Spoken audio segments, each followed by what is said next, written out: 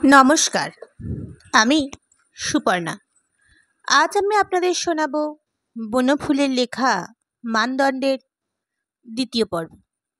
যদি আমার এই গল্প পাঠ আপনাদের ভালো লাগে তাহলে লাইক করে দেবেন, শেয়ার করে দেবেন এবং অবশ্যই সাবস্ক্রাইব করে দেবেন। চলুন শুরু করা যাক মানদণ্ড সেকেন্ড পর্ব।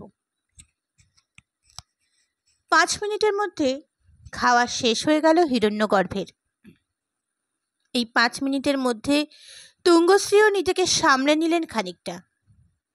অপ্রত্যাশিতভাবে পা পিছলে পড়ে গেলে লোকের যে চরম দৈহিক বিপর্যয় ঘটে, তার মনে তেমনই একটা অনুরূপ ঘটনা ঘটে যাওয়াতে শুধু যে তিনি অপ্রস্তুত হয়ে পড়েছিলেন তা নয়, ধরবার ছোবার মতো কিছু একটা না পেয়ে দিশেহারাও হয়ে পড়েছিলেন। অন্ধকারে সাপ ভেবে যেটাকে মারবার জন্য আস্ফালন করে লাঠি তুলেছিলেন, হঠাৎ একটা দমকা হাওয়ায় সেটা দূরে সরে গেল না, শুধু অপ্রত্যাশিত টর্চের আলো এসে পড়ল কোথা থেকে। দেখতে পেলেন ওটা সাপ নয়, ফুলের মালা। অনেকে মনে করবেন এতে আনন্দিত হওয়া উচিত ছিল তার, কিন্তু তা তিনি হলেন না। একটা নিরুপায় আক্রোশ তিক্ত করে তুলল তার সমস্ত মনকে। মনে হতে লাগলো ভুল দেখেছেন, ভুল বুঝেছেন। ওটা ফুলের মালা নয়, সাপই ছদ্মবেশে ধরে আছে। ধরতে পারছেন না তিনি। তার সমস্ত বুদ্ধি একাগ্র হয়ে উঠল ছদ্মবেশীর কৃত্রিমতা আবিষ্কার করার জন্য। উপর্যুপরি বিস্ময়ের যে চমকে তার সমস্ত চিত্ত অভিভূত হয়ে পড়েছিল, তার তীব্রতা কমে আসছিল ক্রমশ। 5 মিনিট চুপ করে বসে থেকে তিনি আত্মস্থ হলেন, অন্তত তার নিজের তাই মনে হলো। চলুন এবার যাওয়া যাক।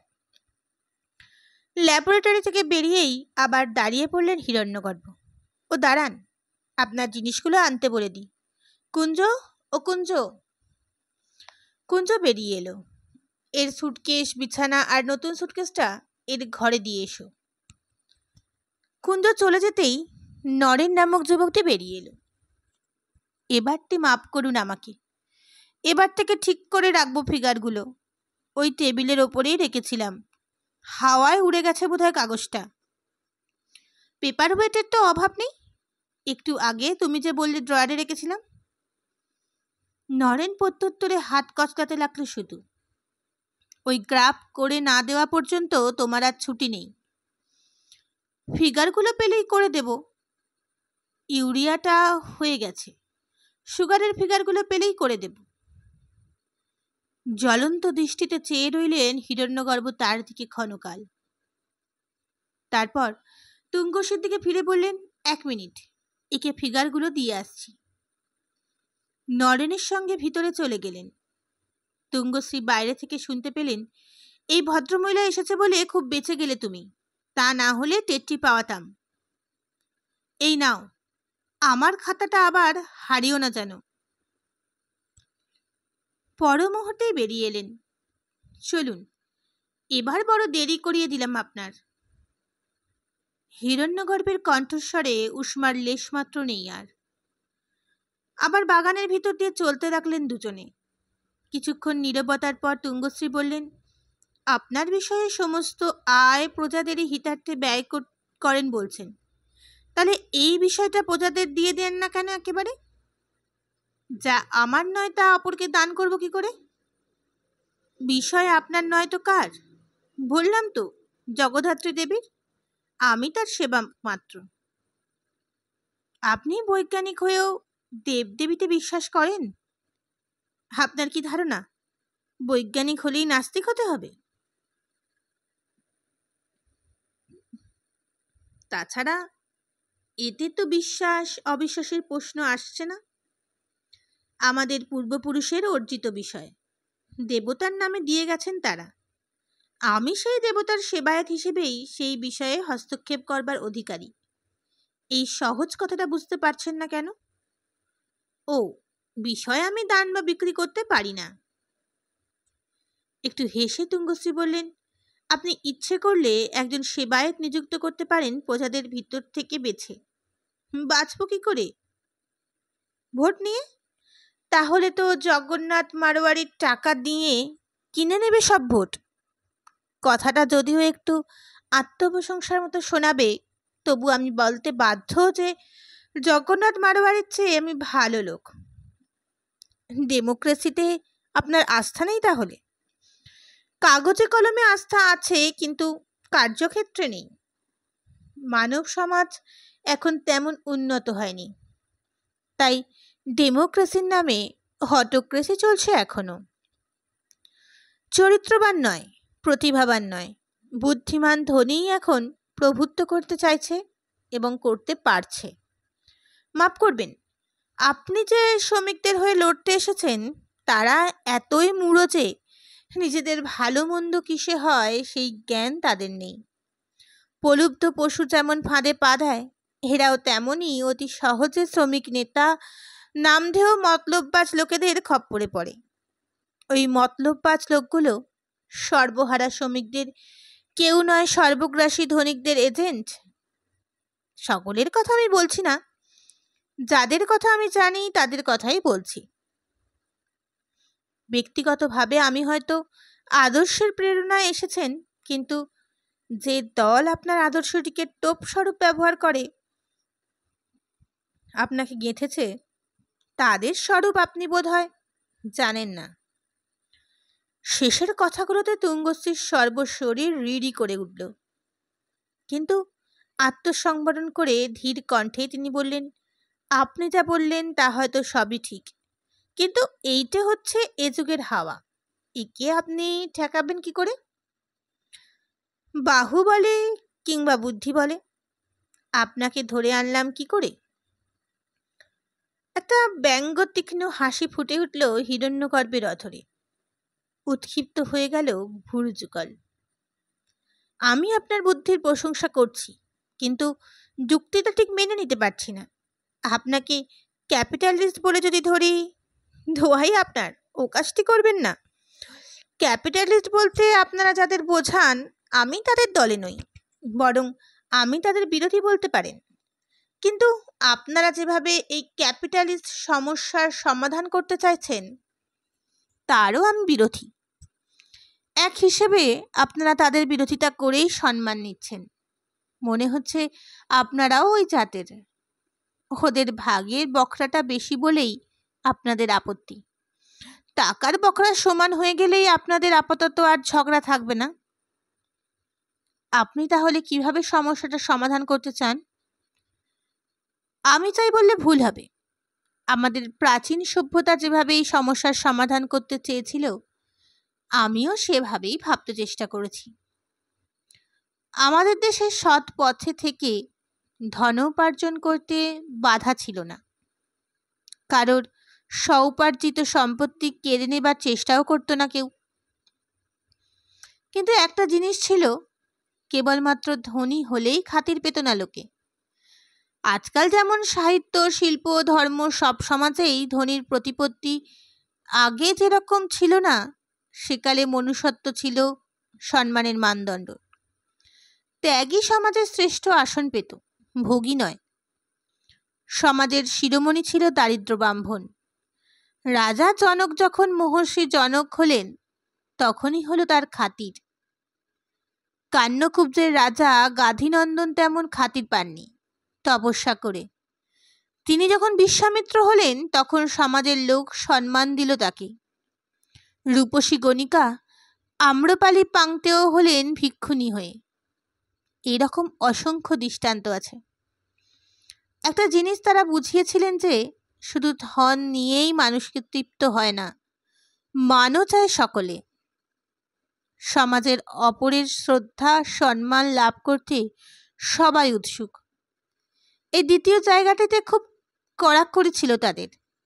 মনুষ্যত্ব লাভ না করলে, ব্রাহ্মণ না হলে সেকালে খাতির পাওয়া কোনো উপায় ছিল না। এই খাতিরের লোভে সেকালে অনেকে ভদ্রলোক হয়ে যেত, ভণ্ডও হতো অবশ্য। তুঙ্গশ্রী হেসে বললেন, আপনার কি ধারণা যে এখন খাতিরের লোভ দেখালেই সমস্যার সমাধান হবে? ধনীরা গরিবদের আর শোষণ করবে না? এই পরিবর্তন হঠাৎ হয় কি? শিক্ষারই আমূল পরিবর্তন করতে হবে, দৃষ্টিভঙ্গির বদলে ফেলতে হবে। ঐচ্ছিক ঐশ্বর্যটা যে কিছুই নয়। রাজা প্রজা, ধনী দরিদ্র, মূর্খ বিদ্বান সকলে যে নিজ নিজ কর্ম ফল অনুসারে সুখ দুঃখ ভোগ করছে। এই জীবনে সৎকর্ম করে গেলে প্রত্যেকেই যে উন্নততর অবস্থায় পৌঁছতে পারে, এই বিশ্বাস লোকের মনে বদ্ধমূল করতে হবে। ধনী দরিদ্র সকলেই যে মুক্তিপথের যাত্রী, এটা শুধু মুখের বুলি হলেই হবে না, অন্তর দিয়ে উপলব্ধি করতে হবে সেটা। কিন্তু এসব তো একদিনে হবে না। এইসব কুসংস্কার আপনি দেশবাসীর মনে বদ্ধমূল করতে চান, এসবের কোনো বৈজ্ঞানিক ভিত্তি আছে কি? আপনি নিজে যদি বৈজ্ঞানিক হতেন তাহলে অত সহজে কথাটা বলতে পারতেন না। দেখুন, কিছুদিন আগে বিজ্ঞানিকরাই বলতেন খারাপ হাওয়ার জন্যেই ম্যালেরিয়া হয়। তখন সেইটাই বৈজ্ঞানিক সত্য ছিল। রস সাহেব সেই মশার তত্ত্ব বার করলেন, অমনি সেটা কুসংস্কার হয়ে গেল। এখন আমার নিজের মনে হচ্ছে মশার তত্ত্বটাও কুসংস্কার বোধহয়। ব্যাকটেরিয়ারাই সত্যি সত্যি অসুখের কারণ কিনা তাতে সন্দেহ হচ্ছে আমার। বিজ্ঞানের আলোচনা করলে দেখতে পেতেন প্রতি বিষয়েই বৈজ্ঞানিক থিওরি রোজ বদলে যাচ্ছে। কিন্তু যেসব জিনিসকে আপনি কুসংস্কার বলে উড়িয়ে দিলেন, সেগুলো অবলম্বন করে অনেক বড় বড় সভ্যতা টিকে আছে এখনো। আফিং জিনিসটা টিকে আছে এখনো, হেসে উত্তর দিলেন তুঙ্গস্তি। ধর্মের আফিং খাইয়ে জুজুর ভয় দেখিয়ে সেকালে শ্রমিক জগৎকে পঙ্গু করে রেখেছিল ওই ক্ষমতাপ্রিয় পুরোহিতের দল ইতিহাস পড়ে এই তো মনে হয়। একালের পুরোহিতের দল টাকার আফিং খাইয়ে পঙ্গু করে রেখেছে তাদের। নিজেই ভেবে দেখুন কোন আফিংটা ভালো। আপনার শ্রমিক জগৎ কথাটা শুনে একটা কথা মনে পড়ল। আজকাল ডিগনিটি অফ লেবার কথাটা যেখানে সেখানে যখন তখন খুব শুনি, কিন্তু সত্যি কি লেবারদের ডিগনিটি আজকাল আছে? তাদের মাইনে বাড়িয়ে দিলেই কি তাদের ডিগনিটি বাড়ে? মাইনে বাড়িয়েই দেখুন না বাড়ে কি না। আমার কাকার মিলে সে চেষ্টা করেছিলাম একবার, কাকার সঙ্গে ঝগড়া করে 3 গুণ করে দিলাম সকলের মাইনে। ফলে কি হলো জানেন? তাদের ডিগনিটি বাড়লো না, আশেপাশে তারির দোকান বেড়ে গেল কয়েকটা। 2 ক্রোশ দূরে যে গণিকা পল্লীটা ছিল তার আয় বেড়ে গেল অনেক। আপনারা ধনীরা যদি মদ খেতে পারেন, গণিকা নিয়ে আমোদ প্রমোদ করতে পারেন, ওরাই বা বঞ্চিত হবে কেন সেসব থেকে? ঠিক আপনি আপনার অজ্ঞাত সারেই বোধহয় সায় দিয়ে ফেলেছেন আমার কথায়। আমার মতে আজকালকার শ্রমিক ধনিক দুই এক জাতের লোক, তফাৎটা কেবল আর্থিক। 2 দলই কষ্ট পাচ্ছে। আপনি মনে করবেন না যে ক্যাপিটালিস্টরা খুব সুখে আছে। আমার কাকাকে যদি দেখেন বুঝতে পারবেন সেটা।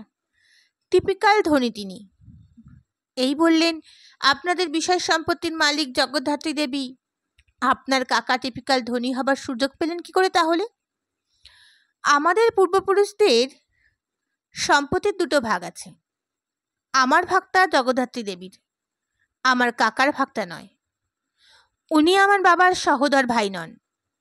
আমার ঠাকুরদার বাবারা 2 ভাই ছিলেন। সেই সময় সম্পত্তি 2 ভাগে ভাগ হয়ে যায়। একটা ভাগ দেবোত্তর করে একজন, আমরা সেইটেরই সেবায়েত। বাকি অর্ধেকটা বর্তমানে উত্তরাধিকারী আমার নিঃসন্তান কাকা। ও, কাকার সঙ্গে আলাপ করবেন? দ্রষ্টব্য ব্যক্তি একজন। করতে পারি। আচ্ছা, আগে খাওয়া দাওয়া সেরে নিন। বড় অট্টালিকার কাছাকাছি হতেই ধপ করে আলো জ্বলে উঠল একটা, ইলেকট্রিক আলো। যে পথে তারা প্রবেশ করবেন আলোকিত হয়ে উঠল সেটা। আপনারা এই মফস্বলে ইলেকট্রিক পান কি করে? ডায়নামো বসিয়েছেন? কাকা বসিয়েছেন। আমার ল্যাবরেটরির অবশ্য সুবিধে হয়েছে সেজন্য। টাকা দিয়ে যা হওয়া সম্ভব কাকা সব করেছেন, এমনকি ফোন পর্যন্ত বসিয়েছেন একটা নিজের ঘরে। দ্বার প্রান্তে হাস্যমুখী শিখরিণী এসে দাঁড়ালো। সবাই ভিতরে প্রবেশ করলেন। খাওয়া দাওয়া শেষ হওয়ার পরও হিরণ্যগর্ভ গল্প করতে লাগলেন তুঙ্গশ্রীর সঙ্গে বসে। তুঙ্গশ্রীর প্রতি কেমন একটা আকর্ষণ অনুভব করছিলেন তিনি যেন, অন্য কারণে নয়, তুঙ্গশ্রী বিদ্রোহিণী বলে। তিনি যে চিরাচরিত পথ ছেড়ে প্রাণ তুচ্ছ করে দেশের কাজে নামতে পেরেছেন, এতেই মুগ্ধ হয়েছিলেন তিনি। পথ যতই বিভিন্ন হোক, কিন্তু তিনি যে তারই স্বজাতি, এই সম্বন্ধে কোনো সন্দেহ ছিল না তার। তাই তিনি নিজেই তাকে স্টেশন থেকে আনতে গিয়েছিলেন এবং হঠাৎ একটা উদ্ভট ফন্দি মাথায় এসে পড়াতে যা করেছিলেন তা তার খেয়ালি শিশুসুলভ স্বভাবের পরিচয় দেয় মাত্র। অভিনব একটা কিছু করতে পারলে তিনি যত আনন্দিত হন, এমন আর কিছুতেই হন না। আনন্দের স্বর্গলোকে আজ তার মন তাই ডানা মেলে উঠছিল। স্বউচ্ছ্বাসে বক্তৃতা করছিলেন তিনি। যে আলোচনা খাওয়ার আগে শুরু হয়েছিল, সেইটাই চলছিল তখনও। দেখুন, আজকাল যা হয়েছে তাতে লেবারের ডিগনিটি মোটেই নেই। মানুষের মূল্য আমরা টাকা দিয়ে ঠিক করেছি, আগে কিন্তু তা ছিল না। প্রত্যেক মানুষের মধ্যে যে বিশেষ ব্যক্তিত্ব আছে, তাকেই খাতির করতাম আমরা। ভেবে দেখলেই বুঝতে পারবেন, প্রত্যেক মানুষই তার নিজের বৈশিষ্ট্য নিয়ে নিজের জগতে সম্রাট হয়ে জন্মেছে। সেই সম্রাটকে যদি আমরা তার প্রাপ্য না দিই, তাহলে তাকে ঠিক সম্মান করা হয় না, তাকে মর্যাদা দেওয়া হয় না। এখন আমরা প্রত্যেকে লোককে এক ছাঁচে ঢেলে ফেলবার চেষ্টা করছি। বড় শিল্পী ও প্রতিভাবান কারিগরকে ফ্যাক্টরিতে চাকরি দিয়ে আমরা তাকে দিয়ে ক্রমাগত বল্টু বানিয়ে নিচ্ছি বা হাতল ঘুরিয়ে নিচ্ছি। যত বেশি মাইনেই দিই না, সে তৃপ্তি পাবে না তাতে, কারণ তার মধ্যে যে সম্রাট আছে তাকে আমরা খাতির করছি না। মুড়ির মহিমাও আমরা উপলব্ধি করছি না, মিছরিরও না।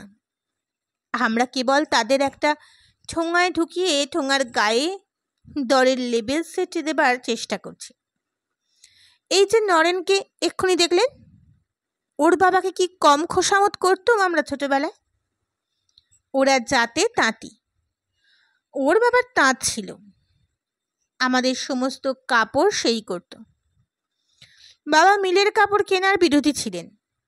আমি আর শিক্ষয়িনী জীবনে তাঁতির বাড়িতে প্রায় গিয়ে ধর্ণা দিতাম কাপড়ের পাড় যাতে ভালো হয় একটু। তার সঙ্গে আমাদের শুধু পয়সার সম্বন্ধ ছিল না, প্রাণের সম্বন্ধও ছিল। তার মধ্যে যে শিল্পী ছিল, তাকে আমরা খাতির করতুম। তার ছেলে নরেন বিএসসি পাশ করেছে, কেরানিগিরি কিংবা মাস্টারি কিংবা যে কোনো একটা চাকরি করবার জন্য ঘুরে বেড়াচ্ছে। একটা জায়গায় চাকরি পেয়েও ছিল, কিন্তু স্ট্রাইকে যোগ দেওয়ার জন্য চাকরি গেছে। কিছুতেই কোনো খাপ খাওয়াতে পারছে না নিজেকে। পাচ্ছে না তার কারণ, ওর মনের মধ্যে যে সম্রাট আছে সে ঠিক মর্যাদা পাচ্ছে না। ও বিজ্ঞানের ছাত্র, আমি তাই ওকে সুযোগ দিয়েছি ল্যাবরেটরিতে যদিও আত্ম আবিষ্কার করতে পারে। কিন্তু যা দেখছি, ভয়ানক কুড়ে আর অন্যমনস্ক। আমাদের সমস্ত শিক্ষাটাই হচ্ছে ভুল পথে। তুঙ্গশ্রী চুপ করে শুনে যাচ্ছিলেন সব। তিনিও স্বজাতি বলে চিনতে পেরেছিলেন হিরণ্যগর্ভকে। তিনিও নীরবে ভাবছিলেন কি উপায়ে এই পথভ্রষ্টকে ফিরিয়ে আনা যায়। শিখরিণী পর্দা সরিয়ে মুখ বাড়ালো। কাকা আসতে বললেন তোমাদের, গানের আসর বসবে কিন্তু এক্ষুনি। চলুন যাই। গান শুনতে আপনার আপত্তি নেই নিশ্চয়ই? কি গান? বাইজির। স্তম্ভিত হয়ে গেলেন তুঙ্গশ্রী। এর জন্য প্রস্তুত ছিলেন না তিনি। তার মুখ ভাবে তার অজ্ঞতা সারেই এমন একটা কঠোরতা ফুটে উঠল যে তার মনোভাবটা হিরণ্যগর্ভের অগোচর রইল না। বাইজি শুনে চটে যাচ্ছেন কেন? বাইজি নামক শ্রমিককার মজুরি বেশ ভালোই দেন কাকা। তার সঙ্গে ভদ্র ব্যবহারও করেন খুব, গেলেই দেখতে পাবেন। চলুন। যে প্রত্যুত্তরটা জিহ্বাগ্রে এসে পড়েছিল সেটা সামলে নিয়ে উঠে দাঁড়ালেন তুঙ্গশ্রী। কারণ সে সম্ভাবনাটা তার মনে উঁকি দিচ্ছে কিছুক্ষণ আগে থেকে বাকবিতণ্ডা করে সেটাকে নষ্ট করতে চান না তিনি। অকারণে অসময়ে গর্জন করে ব্যাঘ্রিণী যেমন তার শিকারকে সচকিত করে তোলে না, হিরণ্যগর্ভকেও তেমনি অনর্থক উত্তেজিত করতে প্রবৃত্তি হল না তার। শিখরিণীকে অনুসরণ করে উভয়েই ঘরের পর ঘর, বারান্দার পর বারান্দা পার হতে লাগলেন। সমস্ত ঘরগুলোই ছবিতে আসবাবে পরিপূর্ণ, কিন্তু দেখে মনে হলো না কেউ তাতে বাস করে। প্রকাণ্ড প্রকাণ্ড বারান্দা, একটা বারান্দায় সারি সারি খাঁচা, খরগোশ, গিনিপিগ, পায়রা, সাদা ইঁদুর, এমনকি বাঁদরও রয়েছে। ওগুলো হচ্ছে আমার ল্যাবরেটরির জানোয়ার। হঠাৎ একটা বিকট শব্দে চমকে উঠল তুঙ্গশ্রী। কাকা হাঁচলেন। মুচকি হেসে শিখরিণী বলল, যাক, আপনার কপালটা ভালো। সন্ধ্যের দিকে কয়েকটা হেঁচে না ফেলতে পারলে কাকা স্বস্তি পান না।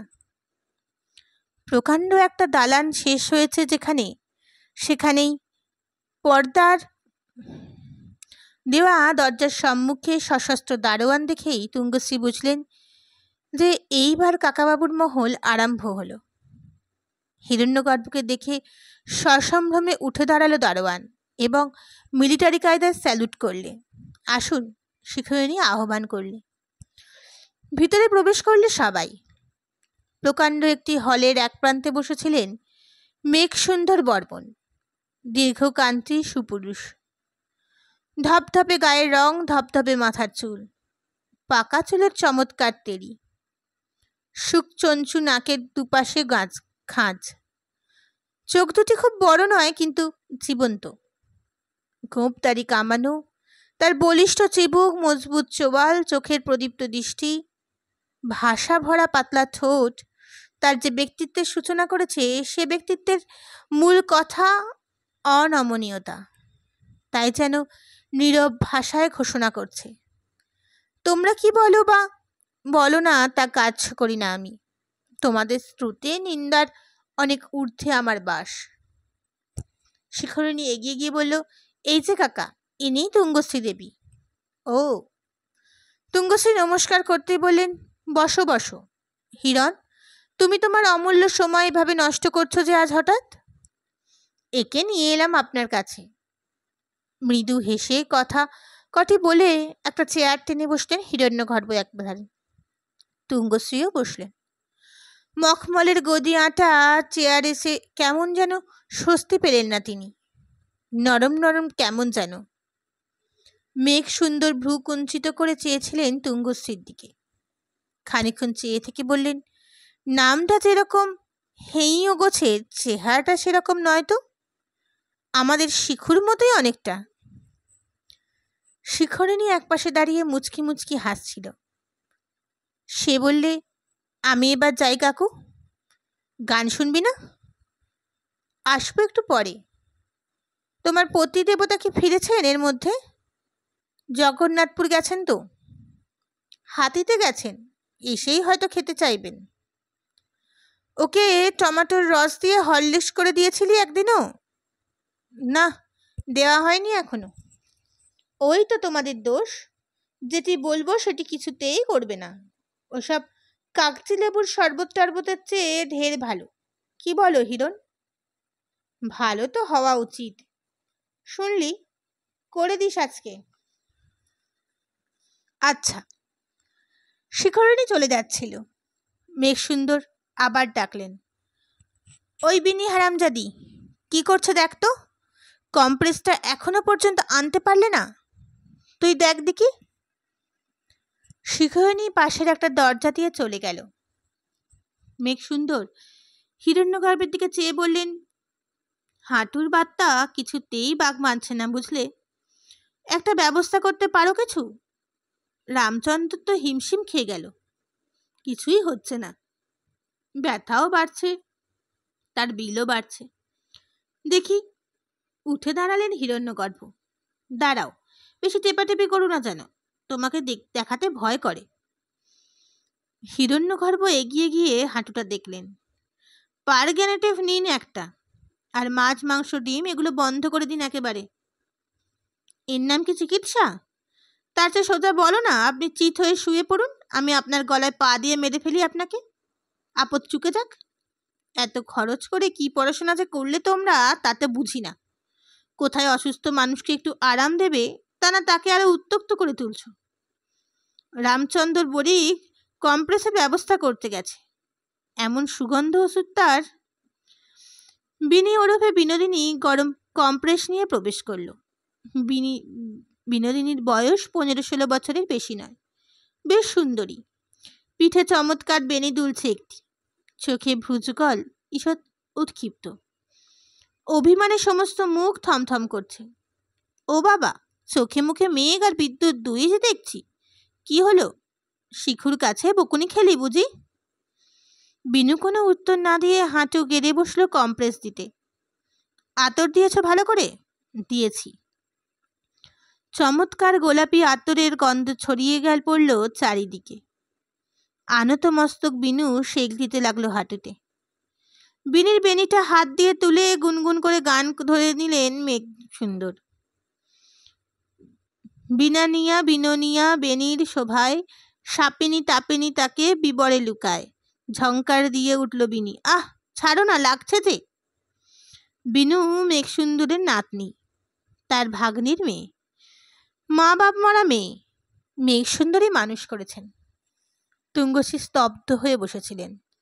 তার মনে পড়ছিল দুর্ভিক্ষের ছবিগুলি। কাতারে কাতারে লোক ভাতের জন্য, ফ্যানের জন্য হাহাকার করে বেরিয়েছে দেশের পথে ঘাটে। সে দেশের মধ্যবিত্ত ঘরের মেয়েরা ইজ্জত দিয়েছে দুটি উদারান্য সংগ্রহের জন্য। মধ্যবিত্ত ঘরের শিক্ষিত ছেলেরা আদর্শ বিসর্জন দিয়ে যে কোনো উচ্চবৃত্তির শরণাপন্ন হয়েছে কেবলমাত্র গ্রাসচ্ছাদনের জন্য। যে দেশে, সেই দেশে এইসব ধনী মজুদ্দাররা গা ভাসিয়ে দিয়েছে বিলাসের স্রোতে। ষোড়শী সুন্দরীকে দিয়ে হাঁটু দেখাচ্ছে গোলাপি আতর শেখ। শেখ দেওয়া শেষ করে বিনু উঠে যাচ্ছিল। মেঘ সুন্দর বললেন, হীরাবাইজিকে আজ নাচটা দেখাতে হবে। এক ছুটে বেরিয়ে গেল বিনু। তার গমন পথের দিকে চেয়ে হাসি মুখে আওড়ালেন মেঘ সুন্দর। ঘবি ধীরে চল, গাগরি ছলক না যায়, পাতরি কমরি তেরি লচক না যায়। তারপর তুঙ্গসীর দিকে চেয়ে বললেন, ওহো, অন্যায় হয়ে যাচ্ছে তো। আমি নিজের ব্যাপার নিয়ে মত্ত আছি, তোমার দিকে মনোযোগ দিতে পারছি না। তুঙ্গশ্রী, হিরণের সঙ্গে বন্ধুত্ব আছে নাকি? ওর মতো লোকের সঙ্গে কারোর যে বন্ধুত্ব হওয়া সম্ভব তা তো মনে হয় না। সাপ, ব্যাং, ইঁদুর, কচ্ছপ নিয়ে কারবার ওর দিন রাত। ভালো কথা, হিরণ তোমার সেই সদস্য উচিত ঐশী।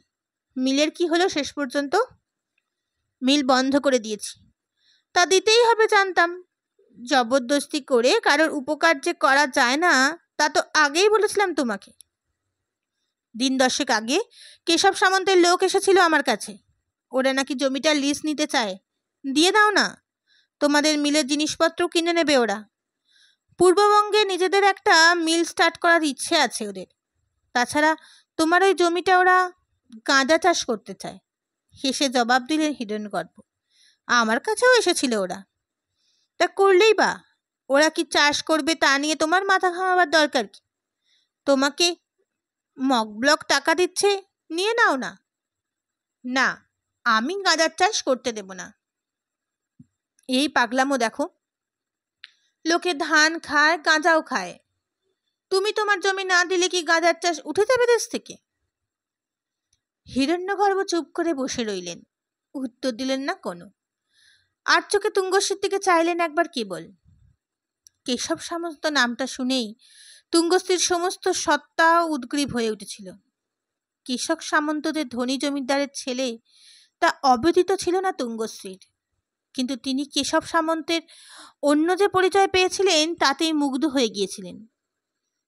জমিদারের ছেলে হয়েও কেশব সামন্ত জমিদারি প্রথার বিরোধী। তাদের পার্টি পরিচালনের অধিকাংশ খবরই তিনি দেন। স্বাধীনতা পাওয়ার পর কংগ্রেস নেতারা যে ক্যাপিটালিস্টদের হাতে রেখে ফ্যাসিস্ট মনোবৃত্তির পরিচয় দিচ্ছে, এ সম্বন্ধে তার ওজস্বিনী বক্তৃতা একাধিকবার শুনে তুঙ্গশ্রীর মনে কেশব সামন্ত সম্বন্ধে যে ধারণা হয়েছে তা শ্রদ্ধা বিশিষ্ট। জেল থেকে বেরিয়ে এসে নিরাশ্রয়ের মতো তিনি যখন পথে পথে ঘুরছিলেন, তখন মৌখিক সহানুভূতি প্রকাশ করা ছাড়া আর কেউ তো কিছু করেনি। কেউ তো সাহায্য করতে এগিয়ে আসেনি এক কেশব সামন্ত ছাড়া। দেশের জন্য প্রাণ তুচ্ছ করে এগিয়ে গিয়েছিলেন তিনি, দেশের জন্যই কারাবরণ করেছিলেন। কিন্তু দেশের লোক তার জন্য কি করলো? তার মাকে এক মুঠো খেতে পর্যন্ত দেয়নি, না খেয়ে মারা গেছেন তিনি। নাবালক ভাইটা যক্ষায় ভুগছে। ওই কেশব সামন্তই বলেছেন তাকে কোনো স্যানিটোরিয়ামে ঢুকিয়ে দেবেন এবং প্রয়োজন হলে তার সমস্ত ব্যয় ভার বহন করবেন। পূর্ববঙ্গে জন্ম তার, পূর্ববঙ্গেই শিক্ষা দীক্ষা, বাকি জীবনটাও হয়তো পূর্ববঙ্গেই কাটাতো, কিন্তু সেখানে থাকতে পারলেন না। মুসলমান গুন্ডাদের অত্যাচারে পালিয়ে আসতে হলো। মুসলমানদের বিরুদ্ধে তিনি তার সমস্ত শক্তি নিয়োগ করলেন না কেন? ব্রিটিশ সাম্রাজ্য উৎখাত করবার জন্যে প্রাণ তুচ্ছ করে যেমন তিনি এগিয়ে গিয়েছিলেন পাকিস্তানের বিরুদ্ধে, তেমন করে এগিয়ে গেলেন না কেন? এই প্রশ্ন অনেকে করেছে তাকে। সেই উত্তরে তিনি দিয়েছেন তার মর্ম কেশব সামন্ত ছাড়া আর কেউ বুঝল না। মুসলমানদের পাকিস্তানের দাবি তিনি ন্যায্য বলে মনে করেন। এই শুনেই ক্ষেপে গেল সকলে। পাকিস্তানে যে আজ গুন্ডার আধিপত্য, তার কারণ তারা একদিন শিক্ষিত ভদ্রলোক হবার সুযোগ পায়নি হিন্দুদের আওতায় থেকে। এইবার তারা আত্মনিয়ন্ত্রণের সুযোগ পেয়েছে। আশা করা যায় যে অল্পদিনের মধ্যে তারাও সভ্য হয়ে উঠবে। এর জন্যই তাদের পাকিস্তানের প্রয়োজন ছিল। কেশব সামন্তই কেবল বুঝিয়েছিল তার যুক্তি এবং বাঁচিয়েছিলেন তাকে তথাকথিত স্বদেশ ভক্তদের হাত থেকে। পূর্ববঙ্গ থেকে ছোট ভাইকে নিয়ে অসহায় অবস্থায় যখন পালিয়ে এলেন তিনি, তখন একমাত্র ওই কেশব সামন্তই তাকে সত্যিকার আশ্রয় দিয়েছিল কলকাতা শহরে, তার নিজের বাড়িতে। তার মন, তার মতবাদ সমস্তই আশ্রয় পেয়েছিল এক ওই কেশব সামন্তের কাছে। কলকাতায় এসে যে রাজনৈতিক গোষ্ঠী তিনি গড়ে তুলতে সমর্থ হয়েছেন, কেশব সামন্তই তার প্রাণ। যে রাজনৈতিক গোষ্ঠীর আদর্শ শ্রমিকদের স্বাধিকার প্রতিষ্ঠা করা, দেশের শত্রু পুঁজিবাদীদের ধ্বংস করা, এর মধ্যে অনেক মিল স্ট্রাইক করিয়েছেন তারা। চূর্ণ করেছেন অনেক ধনীর অহেতুক দম্ভ। হিরণ্যগর্ভের দম্ভের নানা কাহিনী তিনি শুনেছিলেন কলকাতায় বসে। কেশব সামন্তকে লেখা চিঠিখানাও দেখেছেন তিনি। চিঠিটা পড়ে রাগের সর্বাঙ্গ জ্বলে উঠেছিল তার। কিন্তু সে রাগের মাত্রা সীমা ছাড়িয়ে গেল যখন তিনি অকাট্য প্রমাণ পেলেন যে কেশব সামন্ত অপমান করেছেন হিরণ্যগর্ভ। সেই দিনই ঠিক করলেন এমন একটা কিছু করতে হবে, এমন চমকপ্রদ একটা কিছু, যাতে হিরণ্যগর্ভের শিক্ষা হবে না, শুধু কেশব সামন্তেরও তাক লেগে যাবে। ডিনামাইট করে হিরণ্যগর্ভের মেয়েটা উড়িয়ে দেওয়ার প্রস্তাবে সত্যিই তাক লেগে গিয়েছিল কেশব সামন্তের। এমনভাবে ধরা পড়ে যাবেন তা তুঙ্গশ্রী কল্পনা করেননি। তার চেয়ে বেশি কল্পনাদের ছিল হিরণ্যগর্ভের যে রূপটা এখন তিনি দেখছেন। খাপছাড়া রকম এক ধরনের অদ্ভুত একটি ব্যক্তির সম্মুখীন হবার জল্পনা জীবনেও করেননি তিনি। কেশব সামন্তের প্রসঙ্গ এসে পড়তে সমস্ত মন সজাগ হয়ে উঠল তার। হিরণ্যগর্ভের মুখের দিকে খানিকক্ষণ চেয়ে থেকে মৃগসুন্দর বললেন, মিল তো বন্ধ করে দিলে, কি হবে ওটা তাহলে এখন? অত যন্ত্রপাতি, অত বড় বাড়ি, 100 বিঘে জমি, সব পড়ে থাকবে অমনি? থাক না কিছুদিন, ভেবেচিন্তে পরে যা হয় কিছু ঠিক করা যাবে একটা। আপাতত কোনো প্ল্যান নেই তাহলে তোমার?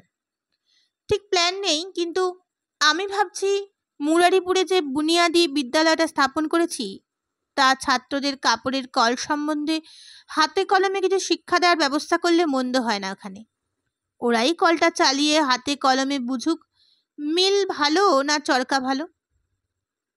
এত আজগবি বুদ্ধি মাথায় আসে তোমার? ছ্যা ছ্যা, লাল কালো যে কোনো কালিতে বলো, আমি লিখে দিচ্ছি, যে কিচ্ছু হবে না। 5 ভূতে লুটে ফুটে খাবে সব। যন্ত্রটাতে প্রথমে জং লাগবে, তারপর চুরি যাবে আস্তে আস্তে। কেশবকে যদি জিনিসটা এখন গছিয়ে দিতে পারতে, তোমার ঘরের টাকাটা ঘরে ফিরে আসতো, আমারও কিছু হতো। আপনার কি হতো? কেশব তার সুন্দ্রিঘাটার সমস্ত মহলটা বাঁধা রেখে আমার কাছে টাকা নিতে চাইছিল যে এর জন্যে। তুমি রাজি হয়ে গেলেই হয়ে যেত। 6% সুদ দিতে চাইছিল সে। তোমার জবরদস্তিতে পড়ে স্যানিটোরিয়ামের জন্য যে টাকাটা দেব বলেছি সেটা স্বচ্ছন্দে উঠে আসতো ওর থেকে। মাছের তেলেই মাছ ভাজা হয়ে যেত। হিরণ্যগর্ভ হাসি মুখে চেয়ে রইলেন, কোনো উত্তর দিলেন না। মেঘসুন্দর তখন তুঙ্গশ্রীর দিকে চেয়ে বললেন, ওহো, আবার দেখো, আমরা নিজেদের ঘরোয়া কথা নিয়ে মেতে উঠেছি। তোমার সঙ্গে আলাপ করাই হচ্ছে না। তুমি কি জাতের লোক তাও তো জানি না। কি নিয়ে কথা কইব তোমার সঙ্গে? রাজনীতি, সাহিত্য, কালো বাজার না ট্রেনের ভিড়, কিসের আলোচনা তোমার ভালো লাগবে তাও তো জানি না। বেশ তো, রাজনীতি নিয়েই কিছু বলুন না। ওরে বাবা, খবরের কাগজ আমি আমার ত্রিসীমানায় ঢুকতে দিই না। সকালবেলা উঠেই দুনিয়ার দুঃসংবাদ নিয়ে বেফারটা মাথা ঘামাবার সময় আমার নেই। সে সময় বরং ভৈরবী বা টংরি ভাজলে কাজ দেয়। শেয়ার মার্কেটের খবরের জন্য দু একখানা কাগজ যা আসে তা মন মতোই দেখে। আমি খবর নিয়ে রেডিও শিখি, ফোনও আছে। রাজনীতির বিষয় কিছু জানি না, জানতে চাইও না। একটি জিনিস জানি, যদি বলো সেই সম্বন্ধে কিছু শোনাতে পারি। কি সেটা? সঙ্গীত। তোমার নাম তুঙ্গশ্রী নামটা শ্রী অংশটা আমার বেশ ভালো লেগেছে, কারণ ওটা একটা রাগের নাম। তোমার নাম তুঙ্গশ্রী না হয়ে যদি মালবশ্রী হতো তাহলে আরো ভালো লাগতো। শ্রী রাগের প্রথম ভার্যার নাম মালবশ্রী। লতার মতো তন্নি, মুখে মৃদু হাসি, হাতে একটি রক্তকমল, এই তার বর্ণনা। শ্রী রাগের আলাপ শুনবে না কি একটু? হিরণ, আমার বেয়ালাটা দাও তো, চেষ্টা করে দেখি একটু। হিরণ্যগর্ভ পাশের ঘরে গেলেন। মেঘসুন্দর বলতে লাগলেন, সারা জীবন গান নিয়েই আছি। ওই আমার শখ, ওই আমার স্বপ্ন। বলতে বলতে হঠাৎ থেমে গেলেন। তুঙ্গশ্রী দেখলেন খোলা জানলাটার দিকে সউৎসুক নেত্রে চেয়ে আছেন তিনি। মুখে ফুটে উঠেছে একটা মৃদু হাসি, যে স্বপ্নকে প্রত্যক্ষ করছেন। হিরণ্যগর্ভ প্রবেশ করল বেহালা নিয়ে। সুর হয়ে গেল শ্রীরাগের আলাপ। দেখতে দেখতে অন্যরকম মানুষ হয়ে গেলেন তিনি। তার সমস্ত মুখে আগ্রহ আর তৃপ্তির এমন অপূর্ব একটা সমন্বয় ফুটে উঠল যে তার মুখের চেহারাটাই বদলে গেল। তুঙ্গশ্রীর একটা ছবি মনে পড়ল। যখন জেলে ছিলেন তখন একটি স্ত্রীলোক কয়েদি ছেলে হয়। সদ্য প্রসূত শিশুটিকে সে যখন বসে দুধ খাওয়াতো, তখন সেই স্তনপানরত শিশুর মুখে যে বা ফুটে উঠত, তাই যেন মেঘসুন্দরের মুখেও ফুটে উঠেছে। তুঙ্গশ্রীর মনে হলো অর্ধ নির্মিলিত নেত্র তন্ময় হয়ে বেহালা বাজাচ্ছেন। মনে হচ্ছে যেন ক্ষুধিত শিশু প্রণাদ সুধা পান করছে। হঠাৎ ছনছন করে উঠল পাশের ফোনটা। মেঘসুন্দরের মুখটা ব্যথাতুর হয়ে উঠল নিমেষে। চোখে ফুটে উঠল আতঙ্ক একটা। চোখ দুটো যেন বলে উঠল, ওই রে। বেহালা বন্ধ করে ফোনটা ধরলেন। কলকাতা থেকে ফোন এসেছে। ব্যবসা সংক্রান্ত কি একটা জরুরি খবর, দুঃসংবাদ সম্ভবত। চোখে মুখে আতঙ্ক ফুটে উঠল মেঘসুন্দরে। তরবর করে কত কি বলে গেলেন। শেষে বললেন, আবার ফোন করতে। ফোনটা নামিয়ে রেখে তুঙ্গশ্রীর দিকে চেয়ে বললেন, রসভঙ্গ হয়ে গেল। সারা জীবনই এমনই হচ্ছে। আবার শুরু করি কি বলো? তুঙ্গশ্রীর অনুমতি অপেক্ষা না রেখেই সুর ধরলেন। কিন্তু এবারও শেষ রক্ষা হলো না। ব্যাগ হাতে ডাক্তার রামচন্দ্র দাস প্রবেশ করলেন। তোমার আবার কি, এর মধ্যে ইঞ্জেকশনের সময় হয়ে গেল? একটু রুক্ষ কণ্ঠেই প্রশ্ন করলেন মেঘসুন্দর। 9টা তো বেজে গেছে অনেকক্ষণ। তা বাজুক, দাঁড়াও একটু। বেশ তো, আমি অপেক্ষা করছি। বাধ্য কুকুরের মতোই একধারে গুটিসুটি হয়ে বসলেন রামচন্দ্র। কিন্তু বেশিক্ষণ বসতে হলো না তাকে। পরক্ষণেই মত পরিবর্তন করলেন মেঘসুন্দর। দাও, দিয়েই দাও। কানের কাছে ছোঁচ উঁচিয়ে বসে থাকলে স্বস্তি পাওয়া যায় না। ইঞ্জেকশন দিলেন রামচন্দ্র। তারপর বললেন, ব্লাড প্রেশারটাও মাপা দরকার আজ। মাপবে? মাপো। ব্লাড প্রেশার মাপা হলো। কত? Systolic 210, diastolic 160। বিশেষ কমেনি তো তাহলে? ওষুধ খাচ্ছেন? খাচ্ছি বই কি, কমবে আস্তে আস্তে।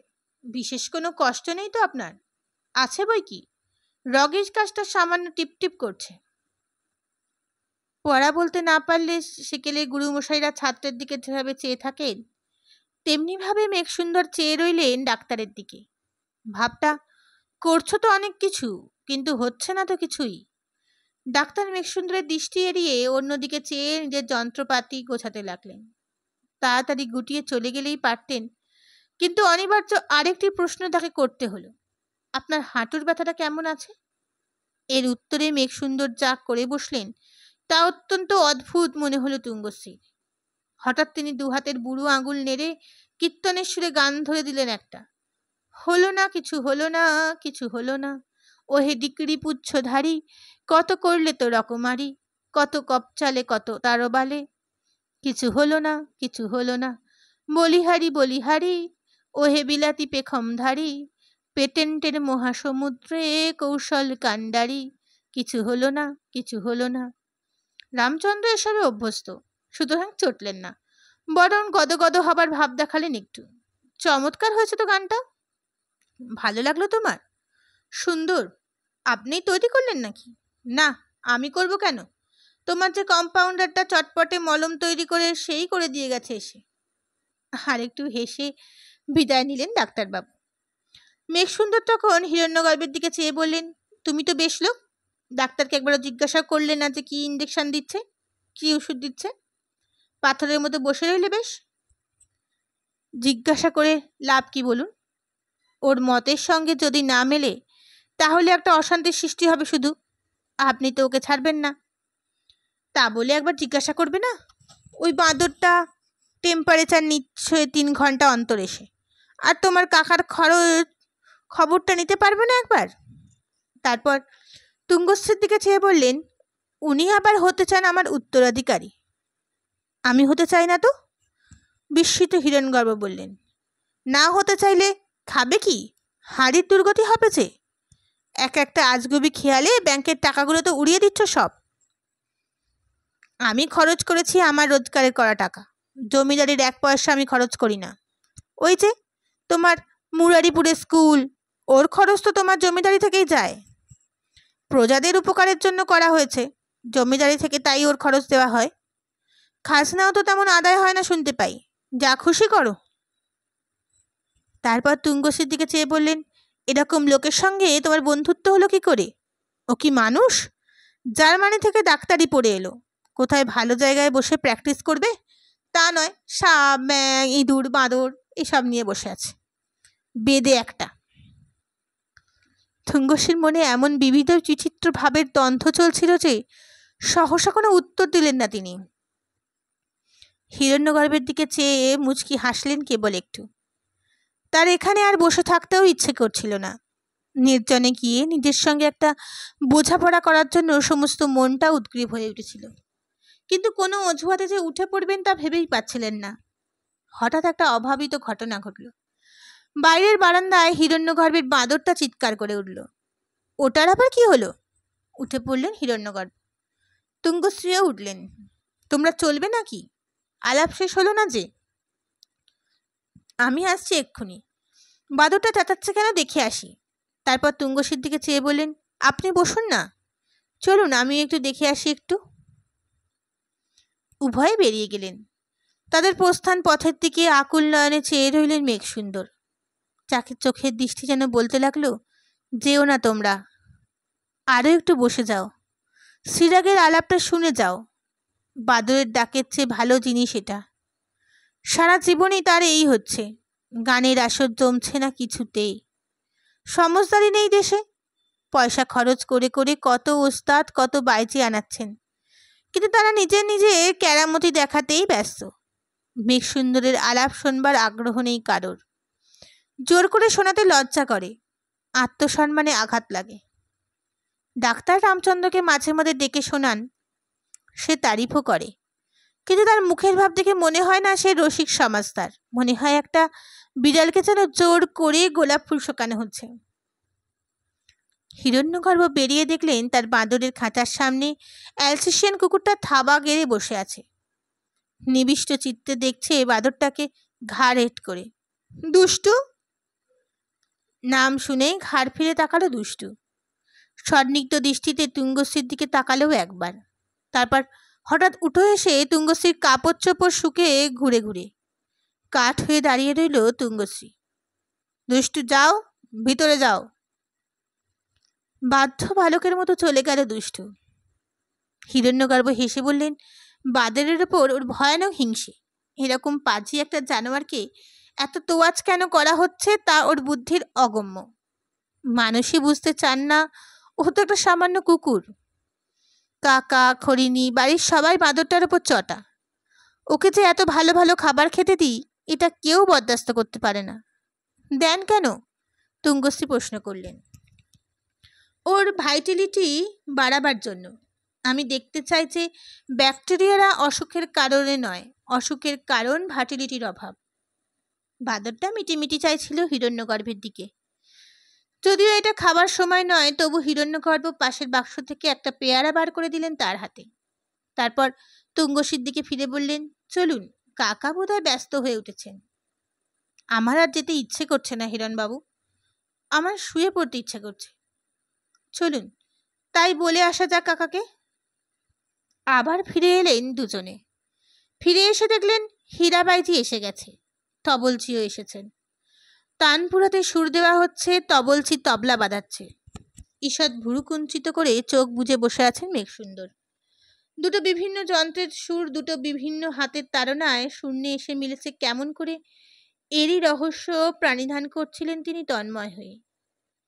তুঙ্গশ্রী আর হিরণ্যগর্ভ কখন এসে ঢুকলেন টের পেলেন না তিনি। ঘরের সমস্ত মেঝে কার্পেট দিয়ে মোড়া থাকাতে পদশব্দ হলো না তেমন। হীরাবাইজিকে দেখে চমকে উঠলেন তুঙ্গশ্রী। এ কি, এ যে অলকা, তার সহপাঠিনী ছিল স্কুলে। অলকাই হীরাবাইজি? অলকার গান বাজনার শখ ছিল বটে। অলকা তুঙ্গশ্রীর দিকে একটু পিছন ফিরে চোখ বুজে তানপুরায় ঝংকার দিচ্ছিলেন। তুঙ্গশ্রীকে দেখতে পেলেন না তিনি। তুঙ্গশ্রী নির্নিমিষে চেয়ে রইলেন তার দিকে। হিরণ্যগর্ভ তুঙ্গশ্রীর কানে চুপি চুপি বললেন, চলে যেতে চান তো এক্ষুনি কাকাকে বলে? সরে পড়ি চলুন, একবার আরম্ভ হয়ে গেলে ওটা শক্ত হবে। একটু শুনেই যাই, নিম্নকণ্ঠে উত্তর দিলেন তুঙ্গশ্রী। বেশ, আমি তাহলে ল্যাবরেটরি থেকে ঘুরে আসি একটু। আমার সেইটে ফুটছে, দেখে আসি কতদূর হলো সেটা। কাকা যদি খোঁজ করে বলবেন। আচ্ছা। সন্তর্পণে আবার বেরিয়ে গেলেন হিরণ্যগর্ভ। তবলার সঙ্গে তানপুরার সুর মিশে গেল। মেঘসুন্দরের কুঞ্চিত ভ্রু মসৃণ হয়ে গেল। তৃপ্তির হাসি ফুটে উঠল মুখে। স্নেহ ভরে চাইলেন তিনি বাইজির দিকে। বাইজিও চোখ খুলে চেয়েছিলেন। কি গাইব আজ? যা খুশি তোমার। দুই তিনবার গলা খাঁকারি দিয়ে তানপুরার ওপর আঙুল চালাতে লাগলো হীরাবাইজি ধীরে ধীরে। একটা গম্ভীর সুর মুহূর্ত হয়ে উঠতে লাগলো। মনে হতে লাগলো একটা বিরাট কিছুর আবির্ভাব হচ্ছে যেন। সহসা হীরাবাইজি অভ্যর্থনা করলেন সেই বিরাটকে। তানা দে রে না তুম, দে রে তুম, দ্রে দে না রে দে রে না দে রে না তিম, তানা দে রে না দিম, না দ্রে তুম দ্রে দ্রিম, তাদিম তাদে রে দিম তেরে না তেম দিম। তুঙ্গশ্রী যদিও গানের কিছু বোঝে না, এই গান কথাও নেই তেমন কিছু, তবু তিনি মুগ্ধ হয়ে শুনতে লাগলেন। অলকার কৃতিত্বে চমকৃত হতে লাগলেন। এমন একটা পরিবেশ যে কেবলমাত্র সুর দিয়ে সুর সৃষ্টি করা সম্ভব, এই ধারণা ইতিপূর্বে ছিল না তুঙ্গশ্রীর। গরিব ঘরের মানুষ তিনি, সত্যিকার সঙ্গীত সভায় প্রবেশ করার সুযোগ পাননি জীবনে। এমন তন্ময় হয়ে শুনছিলেন যে পাশে কখন যে বিশু এসে বসেছে তা টের পাননি। হঠাৎ ঘাড় ফিরিয়ে বলিষ্ঠ সুপুরুষ যুবকটিকে দেখে বিস্মিত হয়ে গেলেন। বিশু ওরূপে বিশ্বেশ্বর বিনোদিনীর নৃত্য শিক্ষক। বিনোদিনীও এর মধ্যে কখন এসেছে মেঘসুন্দরের পাশে বসেছে তা টের পাননি তুঙ্গশ্রী। বেশি চমৎকার শাড়ি আটসাট করে পরে এসেছে সে, চমৎকার মানিয়েছে। গান খুব জমে উঠেছে এমন সময় এক কাণ্ড ঘটল। মেঘসুন্দরের সামনে যে দরজা খোলা ছিল সেখানে দারোয়ানটা এসে দাঁড়িয়ে সেলাম করে সপ্রশ্ন দৃষ্টিতে চাইলেন মেঘসুন্দর। হুজুর, এক বাবু आपसे मिलने चाहता है, कुछ जरूरी काज है। এ কি এক আপদ এসে জুটল, আচ্ছা বোলাও। কাবুলি স্যান্ডেল পরা এক ছোকরা এসে হাজির হলো একটু পরেই। গায়ে খাকি হাফ শার্ট, মাথায় চুল ছোট করে ছাটা। এসে মেঘসুন্দরের দিকে চেয়ে বিনা ভূমিকায় বললেন তিনি, আমি আপনার যুগলগঞ্জ মিল থেকে এসেছি। কি চান? আমার ইউনিয়নের আজ বিকেলে একটা মিটিং হয়েছে, তারই রেজলিউশনের কপি আপনার কাছে এনেছি। ম্যানেজার মনমতোকে দিয়ে আপনাকেই দিতে চাই আমরা। বেশ দিন। হাত বাড়িয়ে ইউনি কাগজখানা নিলেন মেঘসুন্দর। তারপর কাগজখানার দিকে চেয়ে বললেন, কি আছে এতে? পড়ে দেখলেই বুঝতে পারবেন। তা তো পড়ব, তবু আপনার মুখ থেকেই শুনি। আমাদের 7 দফা দাবি আছে, তা পূরণ করতে হবে। প্রথম, মাইনে অন্তত 3 গুণ করে দিতে হবে। দ্বিতীয়, আপনি কি মিলে কাজ করেন? আজ্ঞে না, আমি কলকাতা থেকে এসেছি। ও। চোখের দৃষ্টি টপ করে জ্বলে উঠল মেঘসুন্দরের। আত্মসংবরণ করে বললেন, যাদের দুঃখ কথাটা তাদের মুখ থেকেই শুনলে ভালো হতো না? আমি তাদেরই মুখপাত্র হয়ে এসেছি। আপনারা যা বলবার আমাকেই বলুন। কাগজটা তুলে মেঘসুন্দর বললেন, এটা কি আলটিমেটাম? হ্যাঁ। হঠাৎ আলটিমেটাম দেবার অর্থ বুঝতে পারছি না। এরকম তাকিয়ার ঠেস দিয়ে বসে বাইজির গান শুনতে শুনতে এর অর্থ ঠিক বুঝতে পারবেন না। যদি বুঝতে চান। কথা শেষ করতে পারলেন না ভদ্রলোক। পর মুহূর্তেই গণপত সিং বলে মেঘসুন্দর এক চিৎকার করে উঠলেন। হকচকিয়ে থেমে যেতে হলো তাকে। গণপত সিং নামক ভীমকায় সশস্ত্র দারোয়ানটি দাঁড়ালো এসে দ্বার প্রান্তে। কান পাকারকে গর্দানিয়া দেখে ইসকো নিকাল দো। চালিয়ে বাবু, একটু ইতস্তত করে বললেন দারোয়ান। কান পাকারকে লে যাও। পুনরায় তারস্বরে আদেশ দিলেন মেঘসুন্দর। গণপত ঠিক সম্ভবত কান ধরেই টান দিতে যাচ্ছিল, কিন্তু তারা অবসর দিলেন না ছোকরা। গণপত সিং কাছে আসতেই ঠাস করে একটা চড় মেরে বসত তাকে।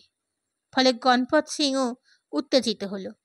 উত্তেজিত সিংহের কবলে মেষ শাবকের যে দুর্দশা হয়, পর মুহূর্তেই ছোকরার সেই দুর্দশা হলো। কিল চড় লাথি মারতে মারতে টেনে হিসড়ে চলে গেল তাকে গণপত সিং। অসভ্য ভূত কোথাকার! ভদ্রলোকের সঙ্গে কথা বলতে জানে না।